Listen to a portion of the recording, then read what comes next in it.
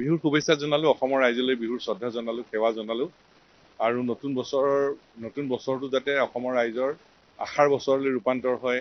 এই বছৰটোত যাতে খিলঞ্জীয়া মানুহে নিজৰ সুৰক্ষিত ভৱিষ্যত নিশ্চিত কৰিব পৰাকৈ যাতে ফলাফল পাব পৰা বছৰ, তাকে আমি কামনা কৰিছো।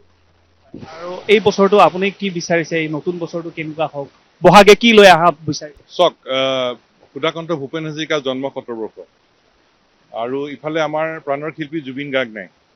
এনে এটা মুহূৰ্তত আমি সকলো সমবেত হৈছো।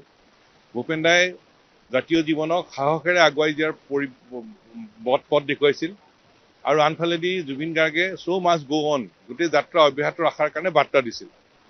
ভূপেন দাই দেখুৱাই দিয়া সাহস, জুবিন গাৰ্গে দিয়া অনুপ্ৰেৰণা সকলোকে লৈ আমি জাতীয় জীৱনক আগুৱাই নিয়াৰ প্ৰয়াস অব্যাহত ৰাখিব লাগিব। অসম আন্দোলনৰ সময়ত আৰম্ভ হৈছিল। সদৌ গুৱাহাটী ছাত্ৰ সন্থাই সকলো গুৱাহাটী বিহু সমিতিৰ অভিভাৱকত্বত তেতিয়া সাংস্কৃতিক শোভাযাত্ৰা আৰম্ভ কৰিছিল। অসম আন্দোলন যেতিয়া সফল সমাপ্ত হ'ল, চুক্তি ৰূপায়ণৰ জৰিয়তে তেতিয়া সেইটো মুকলি বিহুলৈ ৰূপান্তৰ হ'ল। কিন্তু মূল প্ৰশ্নটো এতিয়া অমীমাংসিত হৈ আছে। মানে অসমৰ খিলঞ্জীয়া মানুহৰ সুৰক্ষিত ভৱিষ্যত নিশ্চিত হোৱা নাই। ফলাফল লাগে আমাক। গতিকে ফলাফল পাব পৰা বছৰ হ'ব লাগিব। অৰ্থনীতিৰ ৰক্ষা কৱচ পাব লাগিব। এইখন অসম আমাৰ হৈ থাকিব লাগিব। ইয়াত সকলো জাতি জনজাতি জনগোষ্ঠী ধৰ্মাৱলম্বী লোকেৰে গঠিত খিলঞ্জীয়া মানুহৰ প্ৰভুত্ব থাকিব লাগিব। সৰ্বকালৰ কাৰণে নিৰ্ণায়ক অধিকাৰ নিশ্চিত হ'ব লাগিব। আৰু এটা কথা কৈ থওঁ, আজি কেইদিনমানৰ পৰা গুৱাহাটীত কেইটামান ঘটনা ঘটি আছে। অসমীয়া মানুহক অখিলঞ্জীয়া আক্ৰমণ কৰা ঘটনা হৈছে। পুলিচে কৈছে গ্ৰেপ্তাৰ কৰিছে, কিন্তু ভৱিষ্যতে নোহোৱাৰ ব্যৱস্থা কৰিব লাগিব। আমি শান্তিপূৰ্ণ পৰিৱেশ বিচাৰো, সেইটো আমাৰ দুৰ্বলতা নহয়। ঘটনাস্থলী চকু ৰাখিছো আমি।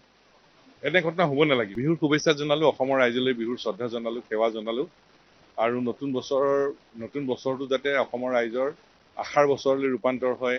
এই বছৰটোত যাতে খিলঞ্জীয়া মানুহে নিজৰ সুৰক্ষিত ভৱিষ্যত নিশ্চিত কৰিব পৰাকৈ যাতে ফলাফল পাব পৰা বছৰ, তাকে আমি কামনা কৰিছো। আৰু এই বছৰটো আপুনি কি বিচাৰিছে, এই নতুন বছৰটো কেনেকুৱা হওক, বহাগে কি লৈ আহা বিচাৰিছে? চাওক, সুধাকণ্ঠ ভূপেন হাজৰিকাৰ জন্ম শতবৰ্ষ আৰু ইফালে আমাৰ প্ৰাণৰ শিল্পী জুবিন গাৰ্গ নাই। এনে এটা মুহূৰ্তত আমি সকলো সমবেত হৈছো। ভূপেন দাই জাতীয় জীৱনক সাহসেৰে আগুৱাই দিয়াৰ পথ দেখুৱাইছিল আৰু আনফালেদি জুবিন গাৰ্গে চ' মাষ্ট গ' অন, গোটেই যাত্ৰা অব্যাহত ৰখাৰ কাৰণে বাৰ্তা দিছিল।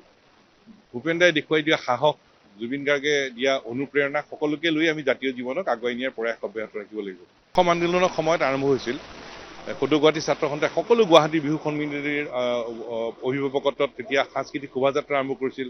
অসম আন্দোলন যেতিয়া সফল সমাপ্ত হ'ল, চুক্তি ৰূপায়ণৰ জৰিয়তে তেতিয়া সেইটো মুকলি বিহুলৈ ৰূপান্তৰ হ'ল। কিন্তু মূল প্ৰশ্নটো এতিয়া অমীমাংসিত হৈ আছে। মানে অসমৰ খিলঞ্জীয়া মানুহৰ সুৰক্ষিত ভৱিষ্যত নিশ্চিত হোৱা নাই। ফলাফল লাগে আমাক।